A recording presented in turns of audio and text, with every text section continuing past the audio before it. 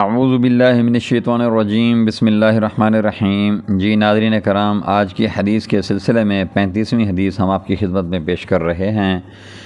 یہ مشکوٰۃ المصابیح کی حدیث نمبر 3673 ہے، شراب اور شراب نوشی کی وعید کا بیان۔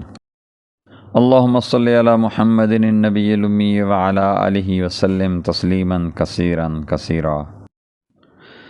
وائل بن حجر رضی اللہ تعالیٰ عنہ بیان کرتے ہیں، سلمہ بن یزید جعفر رضی اللہ تعالیٰ عنہ نے رسول اللہ صلی اللہ علیہ وآلہ وسلم سے مسئلہ دریافت کیا تو عرض کیا، اللہ کے نبی، مجھے بتائیں اگر ہم پر ایسے عمراء مقرر ہو جائیں جو اپنا حق ہم سے طلب کریں جبکہ ہمارے حق سے ہمیں محروم کریں، تب آپ صلی اللہ علیہ وسلم ہمیں کیا حکم فرماتے ہیں؟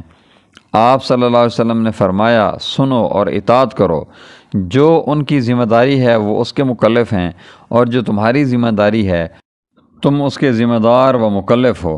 رواہ مسلم۔ مشکوٰۃ المصابیح 3673، شراب اور شراب نوشی کی وعید کا بیان۔ وآخر دعوانا ان الحمد للہ رب العالمین۔ جزاکم اللہ خیر و احسن الجزاء۔ ناظرین کرام، اگر آپ نے ابھی تک ہمارے چینل کو سبسکرائب نہیں کیا تو برائے مہربانی ہمارے چینل کو سبسکرائب کر لیجئے، ہماری ویڈیوز کو لائک کیجئے اور اپنے دوستوں سے شیئر کیجئے۔ جزاکم اللہ خیر و احسن الجزاء۔